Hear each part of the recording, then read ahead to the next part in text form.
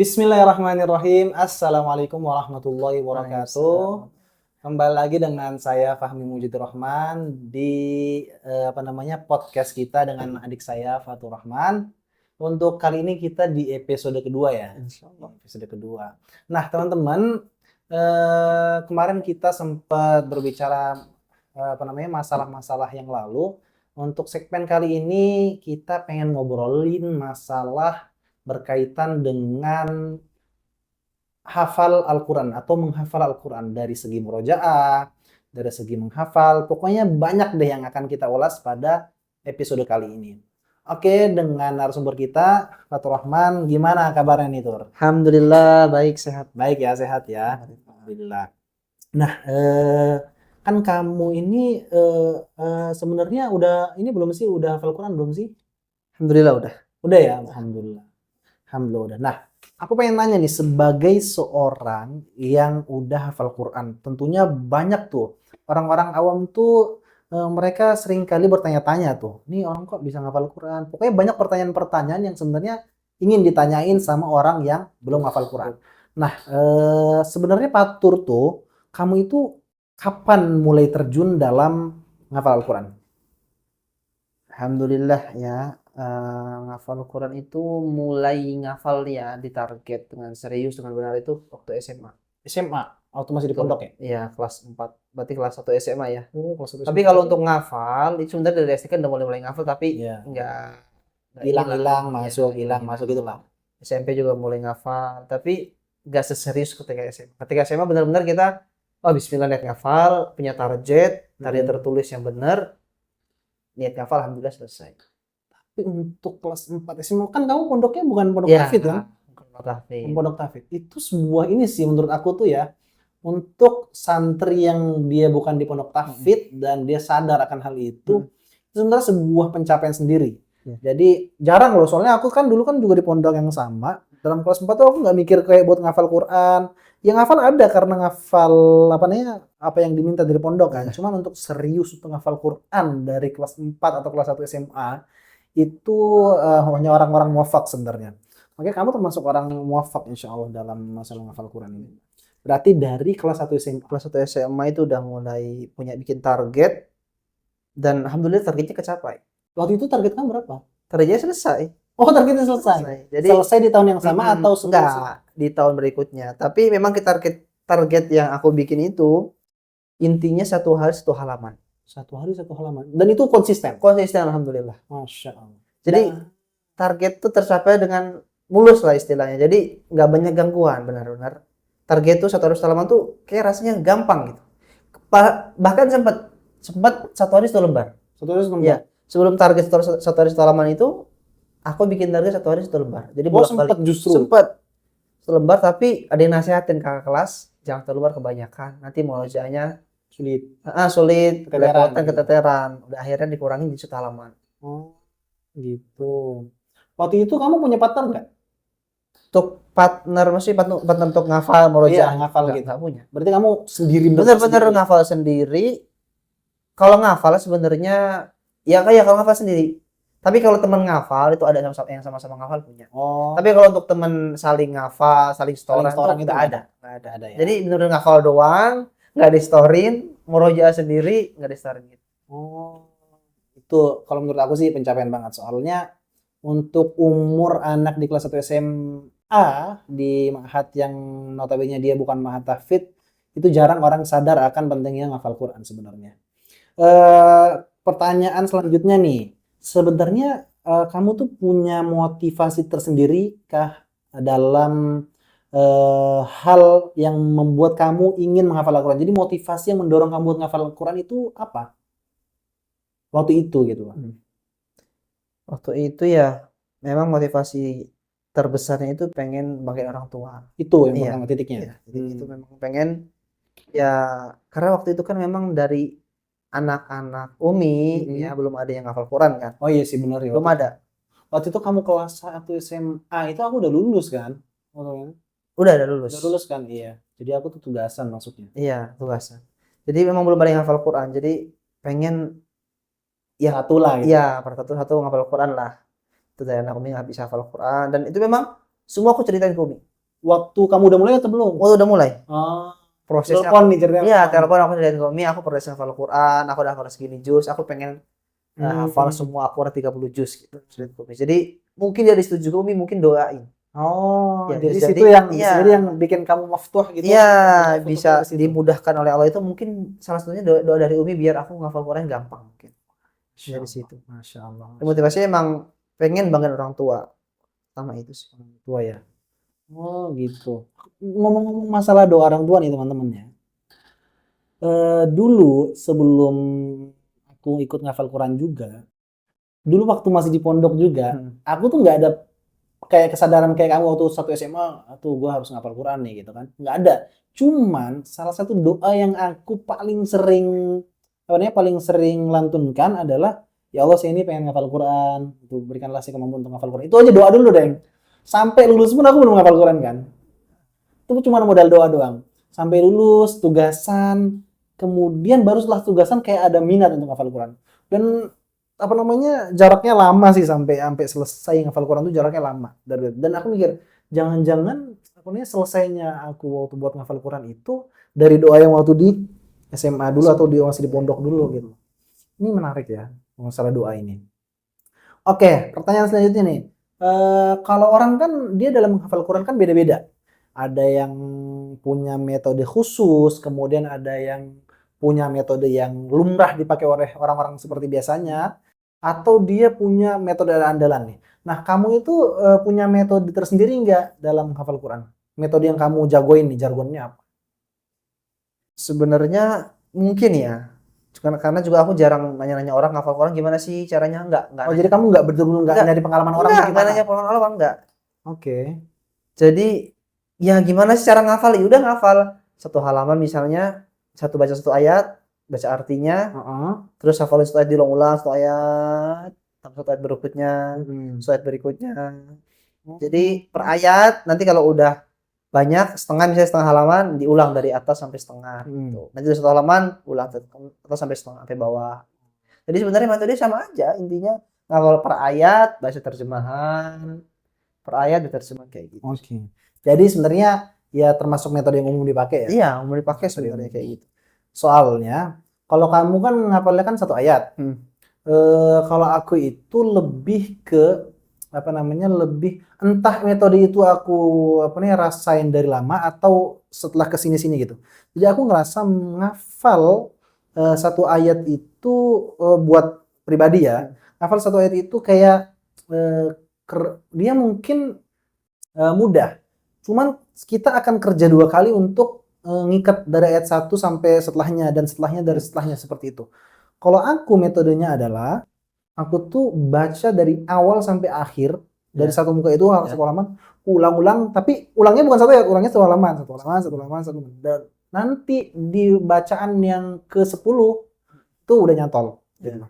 Tentunya tadi dengan baca arti juga, karena memahami arti itu penting banget. Penting banget. Itu biar kita tahu ceritanya, tahu kontennya dan segala macam. Jadi metode yang kamu gunain tadi ngafal satu ayat. Nah, sekarang kan tadi kan kita udah dapat metode ngafalnya nih. Ada orang sebenarnya ngafal Quran tuh bukan sebuah hal yang sulit. Kalau menurut aku ya nggak? Iya. Karena ngafal itu adalah ya karena Allah sendiri yang ngomong bahwasanya Al-Quran itu akan dipermudah bagi orang-orang yang ingin menghafalnya. Sekarang tatkala seorang udah menghafal Al-Quran, itu kan kita punya tanggung jawab dong untuk murojaah segala macam. Kamu itu apa namanya, murojaah kamu apa? Apa namanya, sistemnya gimana gitu? Jadi memang beda-beda. Artinya fasenya tergantung fase. Ketika fase-fase baru mulai ngafal, itu metodenya berbeda dengan fase dimana kita udah mulai mungkin hafalannya. Itu pasti beda. Oh gitu ya. Jadi dulu ketika masih awal ngafal dan sistem murojaah masih berantakan istilahnya. Jadi masih proses ngapal satu hari satu halaman tuh kayak tadi itu. Itu murojaahnya cuma baca aja. Baca. Jadi bukan bil ghaib. Bukan bil ghaib. Binadhar, benar binadhar, tapi istiqomah alhamdulillah. Oh gitu. Jadi dalam satu hari itu aku punya waktu buat Quran itu cukup banyak waktunya. Jadi pagi buat ngafal satu halaman di pagi. Terus sebelum sekolah, sebelum masuk itu aku bisa baca setengah juz, tapi baca. Nanti istirahat baca lagi setengah juz lagi. Ntar siang baca lagi setengah juz lagi. Hmm. Sore lagi baca lagi setengah juz atau 1 juz. Jadi mungkin sehari bisa baca lebih dari 1 juz, 1 juz atau 2 juz lah. Itu baru baca, tapi itu murojaah sistem baca. Ya. Murojaah 1 hari 1 juz atau 2 juz sistem baca, bukan bil ghaib. Itu waktu itu, maaf aku potong. Waktu itu kamu apa yang di otak kamu itu kamu paham bahwasanya kalimat murojaah itu adalah ya baca bin nazar gitu. Iya. Apakah itu pemahaman kamu atau ya kamu milihnya itu daripada bil ghaib Iya. gitu? Milih karena pertama kali ngafal ya. Jadi memang hafal tuh istilahnya masih sangat muda. Umur hafalan masih sangat muda banget. Jadinya dia belum banyak diulang, belum banyak nempel di otak, di akal. Jadi memang benar-benar masih ngambang istilahnya hafalan. Jadi ya bisanya kita merujuk dengan baca, belum bisa dengan bil ghaib. Mungkin surat-surat tertentu doang yang mudah bisa bil ghaib. Dan salah satu yang bantu menguatkan hafalan banget itu ngikutin lomba. Ngikutin lomba? Iya. Waktu itu ada ya lomba? Ada. Di mana? Aku itu 2 kali ikutin lomba. 2 kali ikut lomba, satu yang di dalam ma'had. Di ma'had ada lomba berapa juz? Lomba 10 juz. Yang kedua itu lomba di antar ma'had. Jadi antar pesantren itu kita lomba tahfidz juga. Itu berapa juz? Sama 10 juz. Nah, itu aku benar-benar ngerasain manfaat dari lomba itu bukan kita mau bersaing dan dapat hadiah, bukan. Tapi buat nguatin hafalan kita. Karena betul-betul di jor-jor. Iya, karena kita benar murojaahnya tuh kita pola di murojaah. Kita nggak nambah hafalan, tapi dalam waktu misalnya sebulan sebelum lomba, itu kita benar-benar nguatin hafalan kita. Dan itu bagus banget buat mungkinin hafalan. Dan itu aku ikut lomba itu, aku nggak benar-benar nolak sebenarnya. Jadi dari awal ada pengumuman lomba, aku nggak mau. Aku ngafal Quran bukan buat dapat hadiah gitu kan. Awal ngafal Quran gitu. Aku ngafal Quran bukan buat dilombain, bukan. Aku ngafal Quran buat ridho Allah gitu istilahnya. Jadi aku nolak sampai dipaksa sama Ustadz. Ustadz tuh salah satu Ustadz masuk kamar terus minta, "Fatul, antum harus ikut lomba." Antum harus lomba. Saya catat nama antum ikut lomba nanti 10 juz. Akhirnya ya udahlah, bismillah. Tapi menang. Alhamdulillah. Yang di ma'had itu juara 1, yang di antar ma'had itu juara 2. Jadi bermanfaat banget lomba itu diikutin buat nguatin hafalan kita. Itu waktu itu lombanya tuh pas fasenya kamu udah selesai atau belum? Beda-beda. Ada yang fasenya masih belum selesai, ada yang udah selesai. Oh, gitu ya. Oke, tadi kita udah tahu nih sistem murojaah kamu gimana. Sekarang untuk biasanya orang tuh untuk ngafal atau mengerjakan sesuatu dia punya kayak orang yang membuat dia kuat tekadnya untuk menghafal. Orang yang membuat kamu mempunyai tekad yang kuat, orang yang berperan penting dalam menghafal itu siapa? Ya tentu pertama ada orang tua. Kemudian ya di atas semua itu tentu taufik dari Allah ya. Iya, betul. Taufik dari Allah. Allah mudahkan, kemudian orang tua mendukung, mendoakan. Kemudian teman tuh berperan penting sekali karena kan kita hari-hari nggak sama orang tua. Iya, kan duduknya sama teman. Iya, di ma'had itu kan kita sama teman. Jadi teman itu punya peran penting. Yang peran penting dalam kita ngafal. Dan benar-benar aku rasain itu teman itu perannya besar banget dalam kita ngafal dan murojaah. Jadi teman itu punya punya power semangat yang bisa bikin kita semangat. Iya, benar sih. Jadi kalau kita tuh istilahnya lomba-lomba kita nggak mau kalah. Iya, benar. Jadi kalau teman kita ngafal, kita nggak ngafal.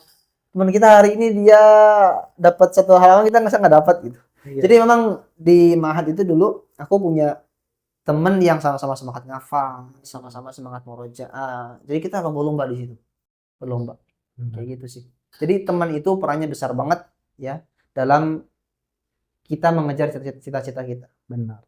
Jadi buat penonton nih, sarannya adalah yang pertama tadi minta doa orang tua dan juga tentunya teman yang baik.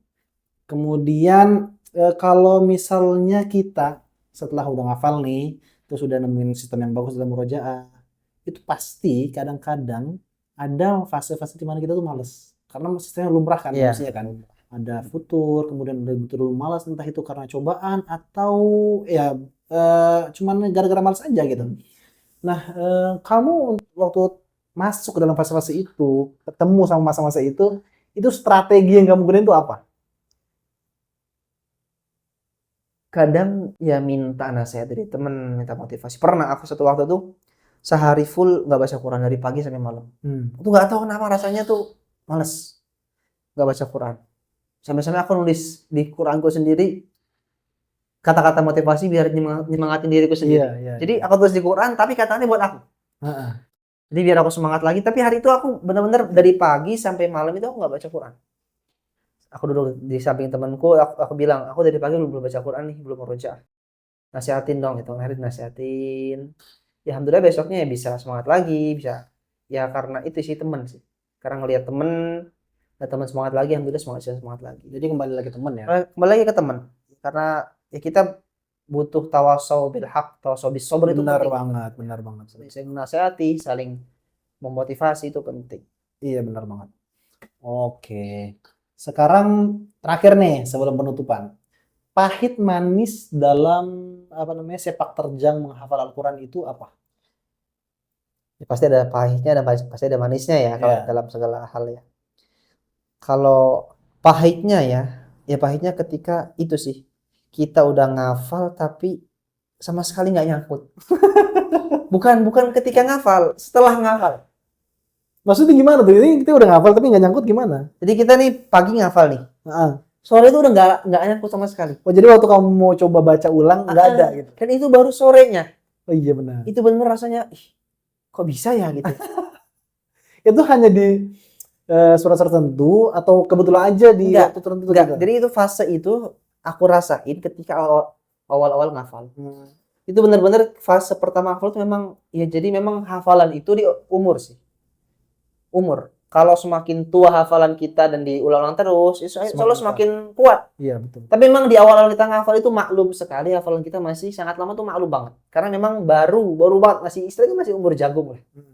Jadi awal aku ngafal gitu, kayak gitu rasanya. Pagi ngafal lancar nih. Ntar mulai sore kita ulang lagi udah nggak bisa. Itu pahitnya sih di situ. Itu pahitnya. Ya. Manisnya apa nih? Manisnya ya alhamdulillah dapat banyak keberkahan. Contohnya, kayak kamu rasain paling berkahnya apa? Paling berkah itu waktu kita jadi berkah. Oke. Jadi karena kita ngafal Quran, waktu kita jadi tersistem dengan sendirinya. Dengan sendirinya tanpa harus ada jadwal checklist ya. Jadi dengan kita ngafal Quran, kita otomatis kita punya waktu buat murojaah nih. Kita harus murojaah nih. Terus kita punya harus waktu buat murojaah di sholat misalnya. Kita harus punya waktu ngafal persiapan buat sholat tahajud, kita harus baca sholat ini misalnya. Nah kayak gitu tuh jadinya waktu-waktu kita tuh berkah semuanya. Diisi dengan banyak kebaikan. Itu rasain banget sih. Dan kadang, sorry aku potong. Dan kadang biasanya kalau kamu habis murojaah tuh kayak ada dorongan lagi kayak, aduh ini pelajaran tadi belum diulangin ya. Akhirnya masuk ke yang lain-lain. Betul.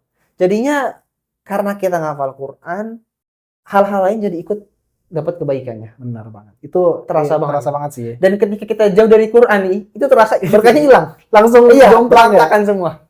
Berantakan. Jadi hari ini kayak gue belum ngapa-ngapain. Iya, gitu. Nggak ada pencapaian baru ya. Betul. Kenapa? Karena kita jauh dari Quran. Memang tuh berkahnya Quran terasa banget. Benar banget. Masya Allah. Aku kira cukup ya, kayaknya udah lumayan panjang. Jadi teman-teman semuanya, tadi itu ya obrolan kita seputar murojaah, seputar ngafal Quran. Tentunya banyak teman-teman juga yang lagi fase ngafal, lagi fase murojaah, lagi susah murojaah. Nah, terus semangat, jangan putus asa, jangan lupa minta doa sama orang tua. Tadi juga yang dibilangin Fatur, nyari teman yang baik itu penting banget dalam fase menjaga hafalan dan fase murojaah. Oke, pada episode kali ini kita sudahi dulu. Terima kasih buat teman-teman yang sudah nonton. Terus stay tune terus channel YouTube kita di episode berikutnya. Fatur Rahman, terima kasih atas semua cara kali ini. Assalamualaikum warahmatullahi wabarakatuh.